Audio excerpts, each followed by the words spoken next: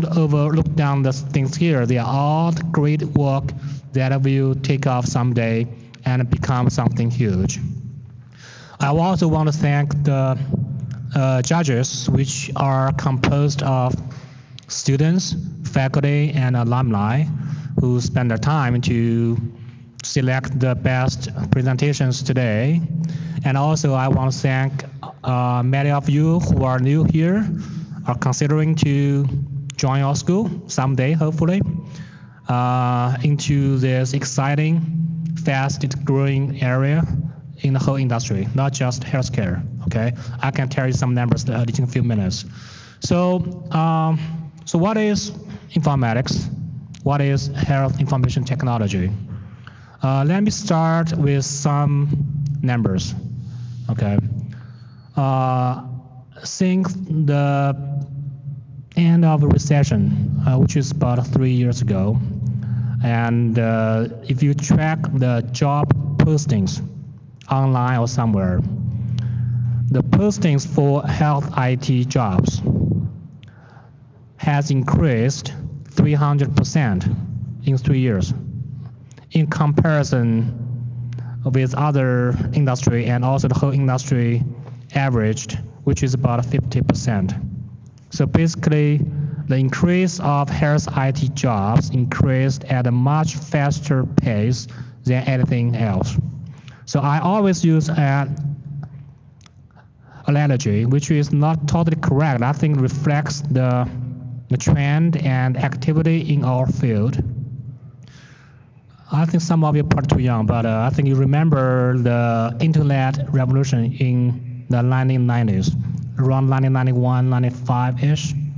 So we had the .com revolution, or the bubble, or the crash, whatever we want to call. But the consequence we have today is that we are benefiting from everything that we experienced about 20 years ago. So today in healthcare, we are starting similar .com revolution or bubble in healthcare. But one thing you will know that is not going to crash. Okay, so there's a huge need. A recent survey by the Texas State University for the job market in Texas in health IT, they found that in Texas alone, by this year, 2013, so we need 10,000 trained health IT workers for the state of Texas. But today, with all the training program combined in Texas, we can only educate about, 1,000, at most 2. And there's a huge gap over there. And that's why we are expanding our program aggressively, and to get more people into the field, get into the right market, and get you the right jobs. Okay. And so what do we do here? Depends on which program you are interested. We have a certificate program, we have master program, we have PhD. And if you come here for a certificate program in the applied and or traditional or the public health focus area, when you finish, you will learn the basic skills and then go back to your current job or get a new job to start something about health IT. And if you are into the master program, either you get the applied master track, which focuses on the really applied research and application in the real setting, like hospital, how to use EHR, how to implement EHR, how to support EHR and customize it. Okay, that's kind of thing that you'll be trained for. And if you are interested in more technical background, there is a huge need for people who can analyze healthcare data. That's what we call healthcare analytics. And we cannot train enough people in this area to meet the demands by the market.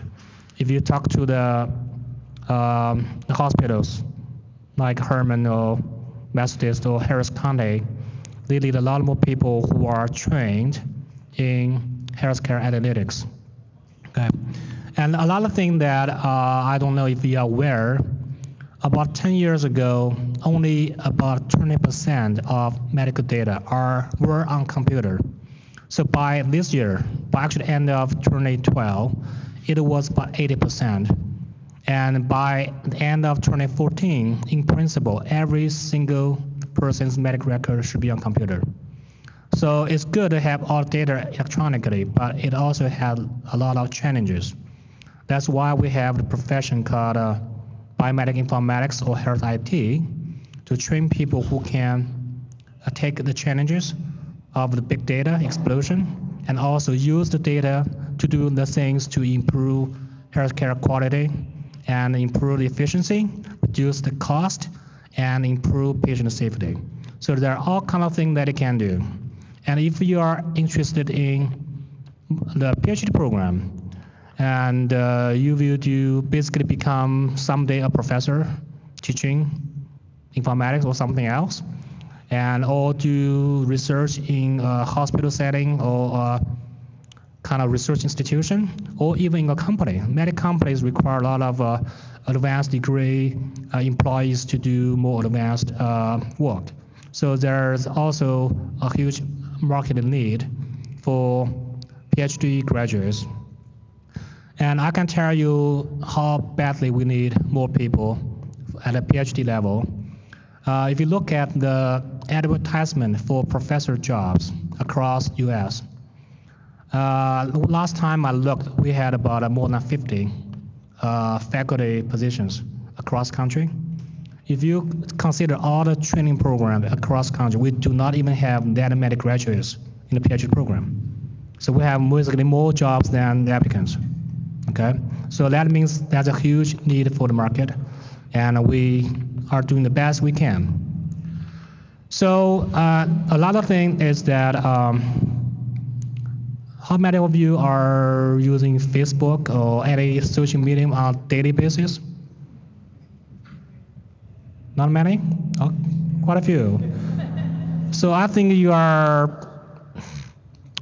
part of the troublemakers because you are generating the data. And if you look at the amount of data we generate over the past few years, it's amazing. For instance, 92% of all the data we have generated in entire human history, okay? 92%. They were generated over the past 2 years. So consider that, okay? It's huge. And if you consider a typical newborn baby, on the first day of his or her life, if the parents, friends, relatives take out pictures, send them to Facebook everywhere, do you know the amount of data that generates? Anybody wants to have a guess about how much? The first day, the data generated for a baby during the first day is bigger than the data in the Library of Congress. Okay, that's huge. Yeah. So in healthcare, it's very similar. And so the good thing is that now we have the data. We can do all kinds of things. But in order to do that, you have to get trained to actually use the data in a way that will benefit the healthcare, in our case. And on the other hand, if you cannot use it, I think many of you probably know this, the data explosion is a problem because there's information overload that causes other problems. So many people actually started turning off their email account, close them, and close their online social media because the information they have to process every day is so demanding and causing other problems. Okay, so for healthcare, we are in a critical stage, and if we do it right, the benefits of using health IT can generate financially about $160 billion per year. What does this mean? $160 billion is 160 UT Health. UT Health's added budget is $1 billion. Okay, so we can basically start 160 UT Health every year in the country, or it's equivalent to 10 NASA's budget. So it's huge. But again, all of this will not happen if we do not have the right workforce to do the right thing. because the data explosion is going to cause all kinds of problems if we do not have the capability to use it. I think I talked too much. I think I'm basically contributing to the big data problem. So I will stop here and to let our panelists to tell you about their experience, about why they came here and what they are doing now, what are the challenges they experienced, what kind of lessons they learned, and what are the career opportunities.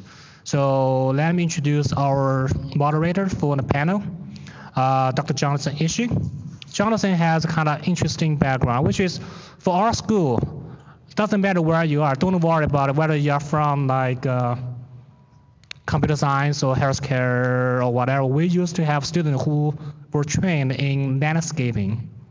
We got him finished. And doesn't matter where you are, and our panelists are going to tell you. Okay, once you finish the school here, you will be trained. If you come from computer science or technical background, you will learn more about healthcare. If you are a nurse or physician who have very little IT background, you will get trained in the IT part. So when you finish, you will become what we call informatician, which can do all kinds of magics over there, especially during the healthcare data explosion time. So Jonathan has is a graduate from our school in 2004, you get it right. And he also has a law degree. He is now a professor, faculty member in our school, part-time. And in his spare time, I guess, he is still practicing law in healthcare and health IT. So I will turn over the mic to Jonathan Ishee so he can introduce our panelists, and hopefully all of you can share some lot of experience with you. And again, thank you for coming today. And I hope to see all of you here in the school next year.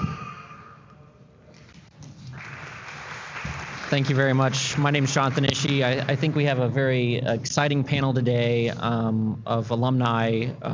We're going to kind of put some parameters around the discussion today, and basically what we're going to do is talk about their experience, opportunities in health informatics, and then we're going to open it up for questions and answers at the end. So I'd like to introduce our esteemed panel here. We have three former students who are alumni. Starting down at the end, we have Dr. Mohammad Walji, who is graduated from SBMI with a PhD in health informatics. He is a established faculty member at the School of Dentistry, and anytime you talk to anyone here at UT about dental informatics, his name always comes up, and it's never in vain, so it's always good. It's always very, very good.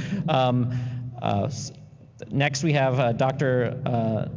Nnaemeka Okafor. Did I say that right? I probably Nnaemeka. Sorry, I apologize. I'm a simple attorney, so I'm not very good with the pronunciation. Who graduated from SBMI with a Master's of Science in Health Informatics and is board certified in emergency medicine. And then finally, I'd like to introduce Dr. Stephen Jones, who is a research scientist in clinical informatics for the Methodist Hospital Department of Surgery. He's also a graduate from SBMI and also graduated from UT Health with a degree in medicine. So please help me welcome our first panelist, Dr. Stephen Jones. Thank you. What I'm trying to do here this time that we have together is try to put myself back in your seat, and then imagine yourself on the end of a seesaw, and I stomp on the end of it and flick you up 30,000 feet in the air so you can have a better opportunity to look over the horizon. What is it that I wish I knew when I was sitting in that seat? In my case, it's about 2 years ago. It'd be awesome if we all had a time-space continuum lens where we could just dial it in, see the way things are going to be 2 years, 3 years, 4 years, 5 years down the road. But we just can't do that. But there are some themes. There's some things that I think I can tell you based on my experience, which, I mean, I'm a genetic nerd. I can't help it. I've been a nerd my entire life. I built my first LED, not LCD, LED calculator in the dark when I was 12 years old because I cannot stand arithmetic. Never have, never will. Advanced math, sure. Arithmetic, no. So there's nerd backgrounds coming into this. I stayed at UT Austin. My blood is burnt orange for 5 years, 200 and some odd hours before I graduated with an undergrad. and then went to medical school here in Houston as well. Graduated from there, trained in internal medicine through the UT system, LBJ, MD Anderson, St. Luke's, the whole 9 yards. And then while I was in residency there, that's when I really started to hear what is health informatics, what is informatics. At that point in time, the word informatics wasn't as prevalent as it is today, but essentially what it is a team of physicians and IT experts trying to raise the standard of care. We're trying to implement systems that will help us reduce errors, help us catch patients that are at risk for developing something that we're not seeing. Because the truth out there is, especially if you've been in medicine long enough, to see things change over the last 20 years, is that there's been a significant erosion of something that is broadly termed in the field there of that you're in now. It's called situation awareness. Used to, we had this 8-page fold-out. This is an example. 8-page fold-out of what was going on for a patient in the ICU. And across the room you could see the temperature trend, the blood pressure trend, and that was great. That's awesome situation awareness. And nurses would come up and write little notes on why the blood pressure was 20 when it should have been 80. And that gives you an idea what happened. Why did that curve deviate? To get that same information today takes no less than 20 clicks through the EHR that we have. And human beings aren't good at that. We're really only good at 3 things. And I'm quoting Jack Smith here if you've had any opportunity to work with him. We're good at eating, not getting eaten, and reproducing. That's it. But because of that, because we were so good at these things, we've gotten out of the trees, out of the caves, out of the forest, and as a benefit of all this, we have a marvelous pattern recognizer. It's incredible. And what your job is as an informatician is to transform this data that we're all drowning in healthcare into actionable, useful information. It's a hard process, but it is absolutely essential in allowing healthcare to take better care of patients instead of what's happened now. The current iterations of most of these are Gen 2 EHRs, have inverted the relationship between the tool and the user. The nurses are the tool to the machines. They're the ones jacking in the data. I can project. My mother says I should be an auctioneer as well, but didn't take that path. But where was I? Oh yes, I don't have. Tools. Yes, there we go. I have about 3 spiels. He's heard them all. But the physicians and the nurses are the tool of the EHR right now. We're the ones putting the data in. We're the ones dealing with these unbelievably clunky interfaces that clearly saw no task or user analysis whatsoever in their development. We've successfully automated a bad paper process. It is now our time to take this data, and as Dr. Zhang mentioned, let's dive into this stuff and find out what works and what doesn't work. Let's create user interfaces that actually reverse that relationship. Make the UHR a tool to the physician. Now, sitting in your seat, about to graduate or considering entering a program, what do you need to know? One of the first things I would advise you to do is sort of try to take that 30,000-foot climb and look over the horizon. Where are things going to be 5 years from now? Who are you going to work for? What kinds of things are you interested in? How can you bring the skill set that you're going to get after working through a program like this to help solve the problems of people who are paying your paycheck? The bottom line, that's all they really care about. It's like, what can you do for them? Train yourself in a field or an area that is going to be employable going down the road. There are lots of opportunities for that. We've all heard that the population health is a new buzzword. Not really that new, but it's definitely bubbled up to the highest levels of government. I have to spend 5-6 hours of my life every week in CMS meetings, and the people that are writing the checks out of that organization are concentrated on public health, population health, and which is an interesting and unique science. It's also one of the hardest things in the world to change. How are we going to address lifestyle problems? All that doesn't really matter, but as an informatician, if you want to work in that space, have the skill set to be able to take this data and turn it into something actionable. We're drowning in data, not very much information yet, but the potential is there. We really need people that understand big data. We really need people that understand health services research, which is an entire branch of science. And we really need people that understand how to transform this stuff and analyze it. As Dr. Zhang has said, we're really hurting to trying to find analysts. I'm in the process of setting up a new center at Methodist, and we're trying to find healthcare data analysts because it's so difficult to spend the 3 or 4 years that it takes to train a traditional computer scientist on how to deal with healthcare data. If you don't know the lingo, there's that barrier. If you don't know what the work processes are, that's a whole other barrier. If you can bring all this stuff to the table, understanding the tools of analysis, health analytics, as Dr. Zhang called it, and you understand what's healthcare data in the nature of it and how fragmented it is, how unstructured it is in many cases, and can apply those tools and techniques to make that actionable, people will be beating on your door. They'll be knocking you down. Was in a situation wherein I basically had the job that I wanted before I came to the school. There's quite a few people in there. You've noticed that in the diversity of the population. I was in school with who's the guy who's the current CMIO of Hospital Corporation of America, the Gulf Coast Division, which is a lot of hospitals, a lot of patients. Nnaemeka and I were in the same class too. He was attending in the ED at the time and got the credentials and moved into a new position within the ED as well. That's not everybody's path. And we had a conversation with a woman in the audience before I came up here. She was asking about whether or not you need an MD or an RN to be effective in healthcare informatics. And the short answer is you don't. But the problem is you're fighting this cultural, political, standing wave of cognitive dissonance that if you don't have an MD or you don't have an RN or an NP, how can you possibly understand healthcare? But the bottom line is if you have the skill set and prove to a future employer that you're useful and usable, they will find a role for you. You do not have to have an MD or an RN to be effective in this role. Does it help at this point in time? Yes, it does. But the bottom line is how good are you at being an informatician? The last thing I want to point out as an opportunity down the road is comparative effectiveness, which is sort of falling under the umbrella of health services research. Everybody's sick and tired of paying for things that don't work. We do a ton of stuff in medicine that does not work. We've finally got a situation where we're collecting enough of the data that we can analyze it and figure out what does work.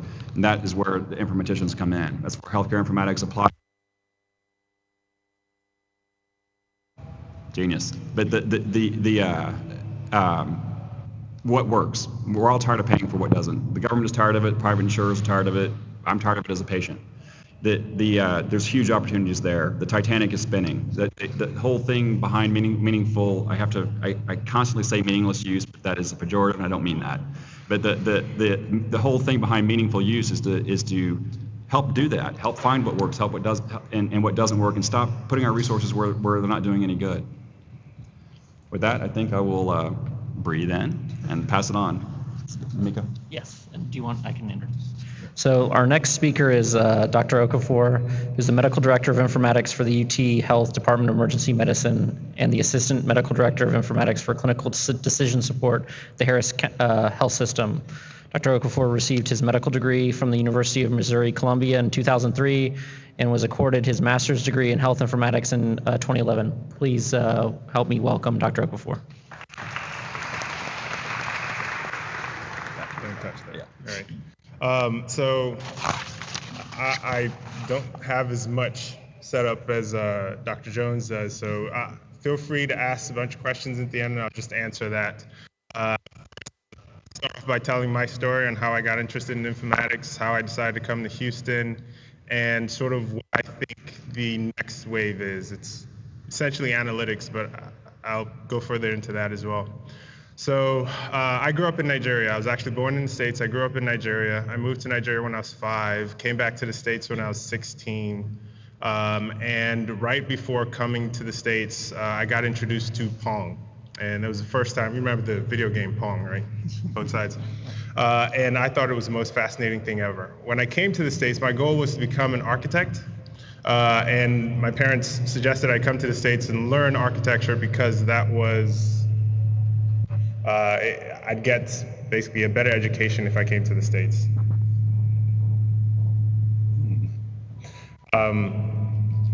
Higher? Okay.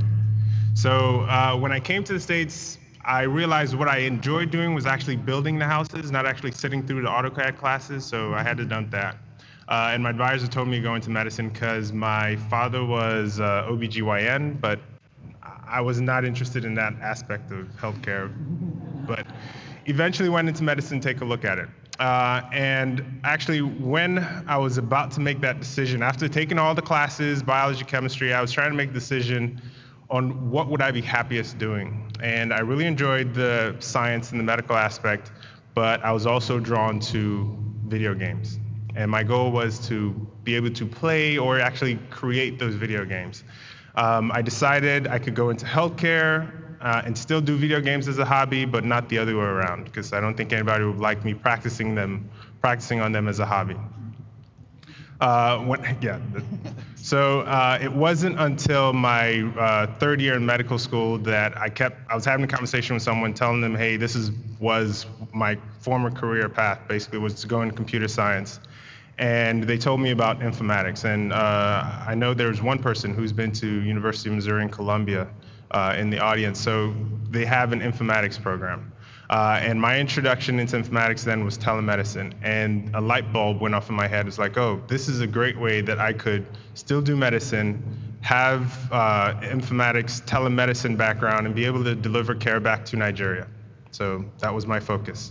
I started looking all over the country for somewhere to pursue that further education, but I planned to do it after residency. My residency was in Boston, which was cold and expensive. Nothing against Boston, it was just cold and expensive. And my focus was to find somewhere that was warmer.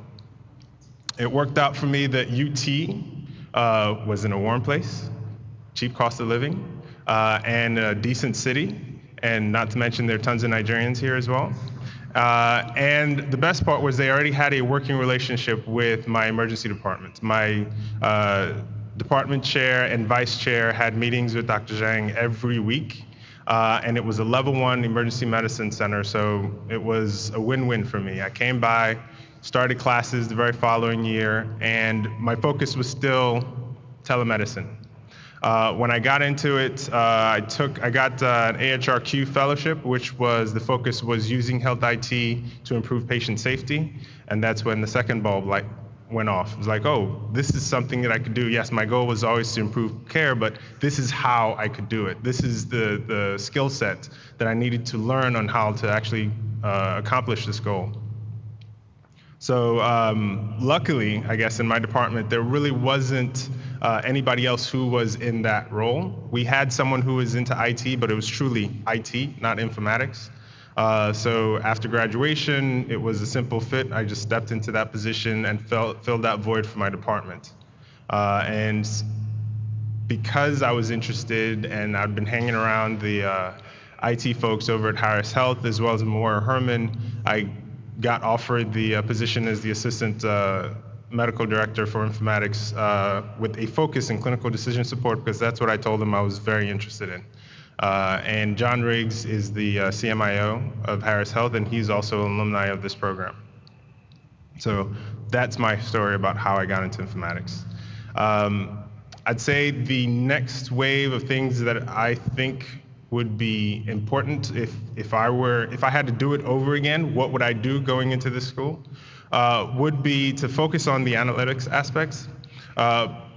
Knowing how to extract the data is one. Knowing how to manipulate the data is two. The third one would be how to present the data. So data visualization, information design, that's key. Because no matter how so one of the issues that I'm having with both institutions, both Memorial Hermann and Harris Health, is getting access to the data. And when I say, okay, show me the data, I get this large Excel file that has a bunch of numbers going across. And it's like, clinicians can't use this. What I want is something that answers my question immediately by just taking a look at it. And having this informatics background will be the way you have developed that skill set to help you understand how to transform that information and actually present it to clinicians, physicians, human beings, whoever, that they can quickly pick up the information or answer the question that they would like to know by just visually looking at the data. Second to that, after knowing how to visualize the data, I would say the next important thing would be change management. So it is the frustrating part of my job right now, where I have the data, I have transformed it in the perfect way that anybody should look at it and go, oh yeah, that makes sense, we should start doing this. But the culture of the institution is not that way. I'm not lucky enough to have people like the folks at my department who I just say, hey, we should get this tool, and they go, sure. So it's knowing how to change people's perceptions, culture, understanding this, yes, historically we've done it this way, but this time let's try this something different, and this is why, and this is how you can get a return on investment. So focusing on if anything that would increase my skill set in those aspects would be something I would focus on. What else can I say? That's a big part. I guess I'll pass that on, and feel free to ask any questions.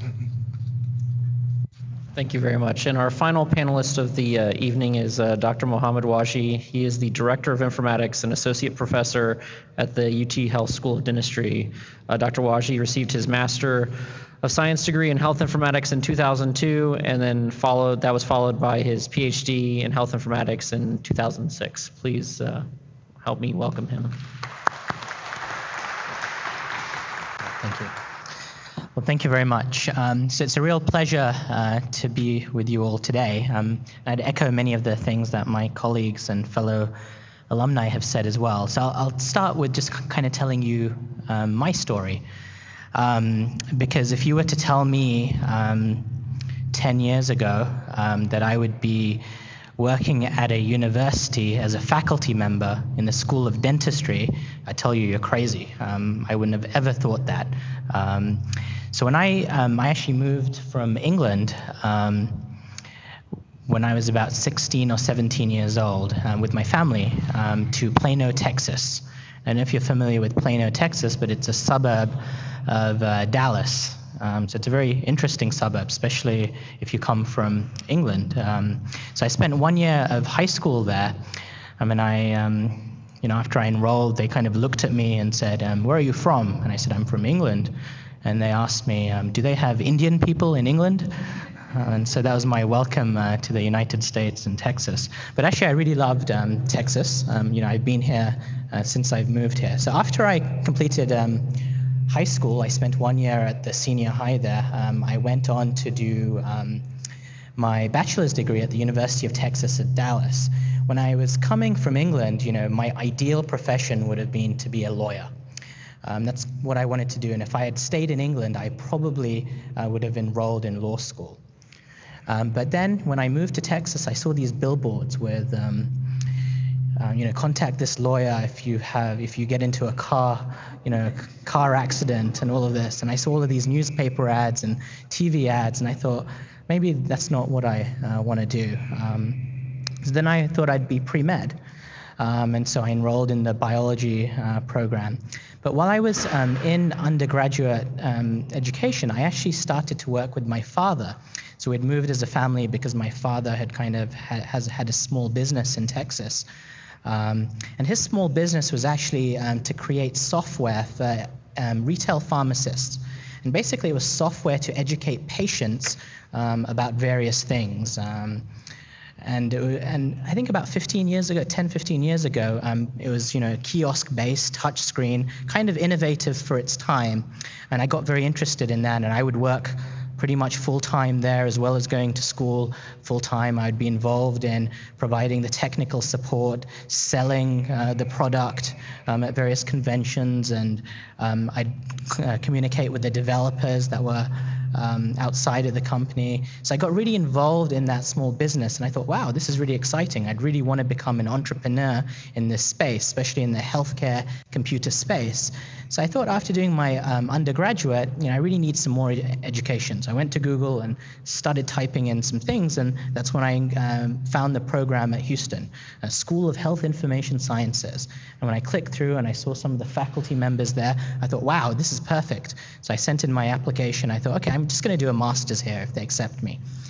So I was lucky enough to be accepted. I enrolled in the master's program. Even before I got there, I kind of looked through the job postings, and there was one job posting which was really interesting as a graduate research assistant, which was for a telemedicine application. So one of the things that I had very little experience in was in healthcare. And so I didn't have an MD or a nursing degree or even a dental degree. So one of the best things I probably did was I took that graduate research assistant position at UTMB. I didn't really know where Galveston was then. I didn't realize it's a 40, 50-mile commute. But anyway, I took that position and I worked in the Department of Ophthalmology on this diabetic retinopathy project. So that project was really, really interesting. And so that was my first experience with the healthcare system.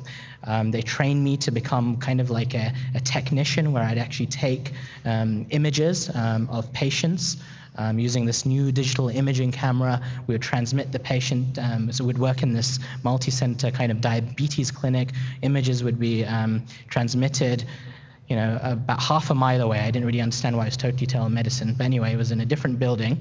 And the ophthalmologist would actually read that and would communicate back to the endocrinologist, and I was involved in managing that whole process. So that was really, really excellent, and that became my first experience actually in healthcare. So I definitely suggest if you don't have a healthcare background, a formal degree, you have to get some healthcare knowledge. You really have to understand how healthcare works, because otherwise I don't think you become that effective. So then I completed my master's program. And 6 months before that, I started to get involved with the faculty. I published my first paper. I thought, there's no way I'm going to do a PhD. This research stuff is a bit boring. I want to go out into the small business world and become an entrepreneur. But then, like I said, I published a paper and I got really interested in research. So research is actually very exciting and kind of innovative as well. You're able to think about new things and you're able to explore them yourself, and it's something you can direct. So I applied for the PhD program. Luckily, I was accepted to the PhD program. But even after doing the PhD program, I thought maybe I had three options in mind. Maybe I'd go back and become an entrepreneur. That was my ideal option, especially when I started. Second option was to actually go out into the corporate world. And the third option was actually to go into the academic world and become, a faculty member or an independent researcher. And so how things worked out, I became an academic faculty member, and I'll tell you the story behind that. So one reason I didn't pursue the entrepreneurial side of things was because, and I'll be honest, is I had a family. I had my first child just before I graduated, and it was the riskiest option to have. But while I was in graduate school, I did form a company with a colleague of mine who was a pharmacist back in Dallas. And one of the best things I did was I started writing small business innovation research grants, SBIR grants. So I think we wrote 3 to 4 grants, and we had a lot of support from the SBMI faculty. So they kind of humored me and gave me feedback. They became kind of co-investigators on the project and all that. But it helped me to write grants. We never got one funded, but at least going through that process, it was, again, another really great experience for me that set me up well for my academic faculty role. So the second option I had was in the corporate world. And actually, when I graduated, I had basically 2 options that I was considering. I had 2 good job offers. One was actually for a medical device company in the corporate world, and one was a faculty position. So one of the reasons, again, frankly, why I didn't choose the corporate world is because it was located in a city that was very cold, and I couldn't convince my wife to move from Houston to a very cold climate. But at least I told myself the reason why I didn't accept the corporate job is that I felt that the academic world was the best mix between having this kind of entrepreneurial spin of things that I really wanted to have, as well as having some sort of slightly safer way of looking at things as well. And so to me, that was the best fit. And again, when I started, I told you I'd never imagined being a faculty member at the School of Dentistry. Don't tell my colleagues, but I hadn't even been to a dentist for about 10 years before I joined. And I'm honest, because I didn't realize, okay, there's anything happening in oral health. Why is oral health even important? But I said yes to that opportunity. It was a risk. I knew nothing about that field. I did some PubMed searches and found there was a small community of dental informatics researchers. It looked like a good opportunity. The dean at that time of the School of Dentistry was seemed very visionary and was able to say we want to start an informatics program. We don't really know what it's going to be like, but we're willing to take that risk. And so that's kind of how I ended up at the School of Dentistry. So I'm going to leave you with kind of 3 things that I think I've learned that I would suggest you do. So one of them, I don't know if you've ever seen that Jim Carrey movie called Yes Man. Has anybody seen that? Yeah, so this is Jim Carrey. I can't remember exactly what happens, but somehow, he was this, I guess, a grumpy old guy who always said no to everything. But then, and then... The lawyer that lied all the time. He's the lawyer that lied all the time, okay. I won't say That's right. That's right, part of the training.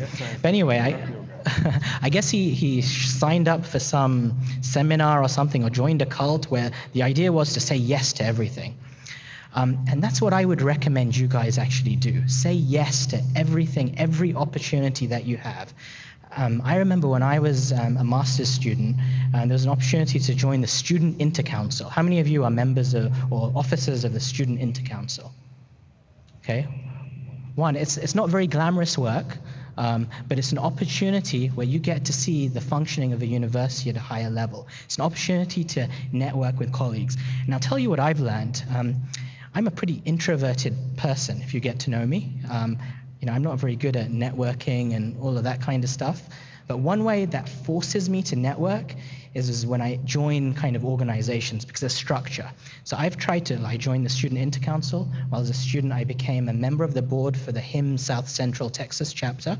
First, I was a student member. Then I actually became the president of the South Central Texas chapter while I was a student. I got to meet lots of really great people, people working in the trenches in the Texas Medical Center. Once I graduated, I knew nothing about dentistry. And so my dean sent me to the American Dental Education Association conference. And I went to the meeting of the dental informatics section. There's about 15 people there. And then it was the time to elect officers. And so the idea was, who wants to be the secretary? Nobody put their hand up. There was this odd silence. And then I said, all right, what the hell, I'll do it. And that turned into a 6-year commitment where I kind of moved up the ranks. I met many of the colleagues that I now work with, that I do research and do joint grants with through that initiative. So I highly recommend you guys say yes to every opportunity that you have. You'll inevitably become busier and busier, and people will tell you, no, you need to focus and focus. There will be a time for that, but when you're a student or when you're early on in your career, I highly recommend say yes. The next thing that I would recommend is mentors. I've had great mentors, and I don't think I've done anything to deserve having great mentors. I think it's just pure luck. But I've had excellent mentors who are still here, in this room today, that I've had at SBMI, and also mentors that once I started to work as a faculty member in the dental school that I've had today. And your mentors are the ones who are going to advocate for you.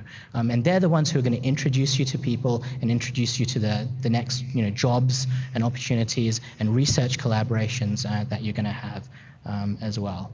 And then there was one more thing that I was going to write. I feel like Rick Perry, in the debate where he said he has got 3 things to say. Oh, okay. And luckily I wrote it down. And that is stay positive. Because the other thing I've learned is that it's really easy to be negative. Once you get out into the work environment, I'm sure even in school, right? This class just isn't as good as I thought it would be. And, it really wasn't what I signed up. And, this faculty. So I've been through the same thing, right? And I understand and I empathize with all of you, but you have to make the best of what you've got. And I've seen that the people who succeed are those who not only say yes, but they stay positive, right? And they try and make a contribution. They're the ones who, when you have group projects, they're the ones who are going to be the leaders. They're going to do the extra work when one guy or person is, slacking off. Be that person who's going to be doing the extra work, because I guarantee you it'll pay off for you in the future. So I think that's all. So I thank you very much.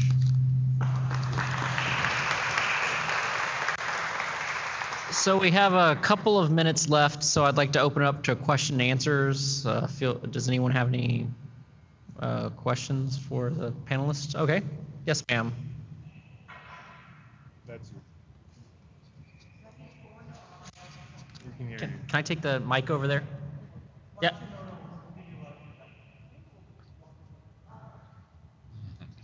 Walking in front of the speaker. Get struck by lightning. Thank you very much. I got a lot of things from the discussion, and really some of my questions have been answered, but I'm happy that you were on the panel, because I saw that all the alumni that we have here, distinguished alumni, all had MD or RN behind their names. And I work in healthcare IT. I'm an engineer by profession, but I've been working in IT, and I felt that coming into healthcare IT was going to be an opportunity for me to work and see the effect of my work automatically or immediately. Okay, so the culture where Dr. Okafor talked about change management. For you to be able to cause change, you need to have trust and also empathy. Okay, so I've discovered in my short career in healthcare that medical people don't really trust people who don't have RN and MD behind their names. And coming from an IT background, we don't really, we deal with facts, really. It's working, it's not working. There's no need to write 200 lines of code when the layout is not going to work. So can we have like, it's an opportunity, like normally in some programs you can have an MBA and informatics. Can we have a dual sort of thing here for people who are really core IT people to have some medical letters behind their names? Because I think that in the next 5 years, that gap is still going to be there. As an IT person, I just look at the data and I say, okay, how many people fail? I don't need to know what happens to you when you fall. I don't need to know what conclusion is. I just want to make sure that the patient does not fall. And I look at 10,000 patients that have fallen, and I can pull out the reasons why they fell and give you a very nice visual of why they fell. And you as a medical person will understand the consequences of that patient falling. And then you can also make decisions about what you need to do so that there's no water on the floor that caused 30% of your patients to fall. So stuff like that is, it's important for us to gain the trust of the medical people that we are going to work with so that they can listen to us and apply the knowledge that we have to better the business.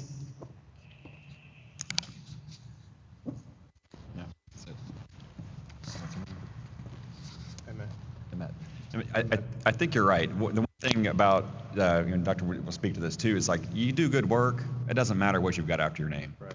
And it takes time to establish that, though. The trust of the leadership of the institutions that you're working for. It doesn't matter if you do walk in there with an MD, PhD, if they don't know you, they don't know your work, you still have a curve. But because you've got those extra initials, the door is a little bit wider open for you. I'm not going to lie to you about that. But it doesn't matter what you do. You establish. You talked about networking. That same concept, which I think most of us are. Well, I'm going to speak for myself. I am a nerd. I am introverted. I am quantitative, not qualitative whatsoever. I used to make fun of frat boys. But there's a skill set that whole set of population has because they've been groomed through it in their entire life. Some of it naturally, some of it not. We can all become learned extroverts if you need to. It's very important that you establish those relationships with your coworkers and leadership so they learn to trust you and they will act upon what you're saying. When it comes down to it, it's just regular human being interaction there.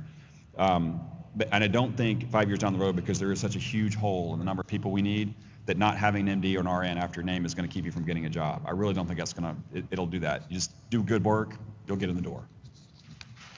And I'd like to second that. I mean, the law firm I work for is 900 attorneys and 11 offices in the U.S., London, and Shanghai, and we all do. Basically, I'm in the healthcare section, so we have all sorts of projects that come to us for legal advice, but it ends up being clinical integration, stuff with health IT, a lot of stuff with health insurance issues, and the people who are actually doing a lot of the work aren't the medical directors. It's the CFO. It's the chief information officer who doesn't have a clinical degree. So I don't want anyone to think that you have to have an MD or an RN after your name, because a lot of our clients, who are the decision makers don't have those credentials, and they are doing just fine. So I just want to say that, because I think that you'll see that in the next 5 years, just because there aren't that many people who have the MD informatics training, and sometimes it's people don't want to have the MD and the MD, MS, and informatics. They want them kind of separated so that you can have some kind of distance between the two. So. Sure. I guess addressing the same question again. A lot of the people that I work with or that I bounce ideas off of and so on aren't necessarily solely clinical people. They're people who at least have some information design, visual. So my focus right now has been sort of redesigning our EMR. And a lot of people that I'm having conversations with are IT folks, but the people that I do the greatest work with are IT folks that have taken the initiative to understand the clinical workflow. So that's sort of what the informatics will allow you to have, is at least get your foot in the door. You would recognize as an informatician that in order to do well or excel, you have to actually physically get into the environment to understand what the process is. You don't have to go through all the medical school or become an RN to understand it. You're a human being, you walk in, you ask them what happens, you understand that there was water on the floor and that's why the patient slipped. Got it. You can pick that information up. The key is just to make sure you have the skill set, and that's what the informatics would help you with. And if you're interested in kind of the academic world and research grants and all of that, so right now, I mean, research grants generally you can't do as a sole person anyway. So, and very few people have all the expertise that they embody in just themselves. So most work that's being done of meaningful proportions is done by a group of people across the country generally, and so. Think about it from that perspective. So if you need specific expertise, you go and get that expertise and you work together. And even if you're not working on research grants, I mean, I think the same analogy applies in terms of a team, right? Most of the work that you're going to be doing, implementing systems and all of that, is as a team. And everybody has roles and responsibilities. And only if you work effectively as a team, where you utilize everybody's skills, are you going to be successful. Do we have another question? Yes, ma'am. So I do have an MD, but I don't have very much computer background. How concerned should I be going into the master's program? I think the unanimous. You'll be fine. Yeah, you'll be fine. I had none, nothing at all. Yes, ma'am. You mentioned about having the analytical skills for as basically ETL, the extract, transformation. So how do you recommend someone to get those skill sets? That's a great question, because to be able to do an effective ETL, you have to. I used to say this. I think it's somebody else said it. I don't think I made this up. I think that the first rule of automation ought to be, in order to effectively automate a task, you must first understand it. And what you're talking about is, how do you get that skill set? How do you get that experience with a healthcare associated ETL? The basic concepts behind ETL and data warehousing, any of that background that you already have definitely applies. What you're missing is the domain experience. And you can do this, but it's not easy. In that you can actually get access to, like, the Medicare data files, for example. You probably need a co-investigator, somebody above you, to sort of legitimize the purpose of it. Sign on to that kind of a project, and you will learn exactly how crazy some of the healthcare data is, and how difficult it can be to actually tie it together and make it into a longitudinal record, let alone figure out what's going on. That's what I recommend you do, is especially if you're associated with people here at the school, find out who's doing that kind of work and offer your services to them. There's usually a GRA position, which might even be paid, that will help with doing that kind of work and get you that kind of experience. Because if you can walk in the door at any healthcare IT department and say, I've loaded data out of Epic and compared it to the master death file and that kind of thing, they'll appreciate that, because we spend so much time educating people in the domain that then a good chunk of that, probably 70% of those people, just wash out anyway, and that's all wasted time. So you get that experience, because it'll also let you know if you really want to do this or not. I can't overemphasize that. So with that, excuse me, I'm going to get your name wrong. What Mohammad said about networking and getting that experience in the domain, that is critical. I mean that applied in high school just like it does now. And so that's what would be my advice to you, is try to get on a project that's doing something like that and learn those skills. Any other questions? Okie dokie. Well, I think we're over time, but I'd like to thank our panelists for taking time out of their busy schedule to come speak with us today. Our pleasure.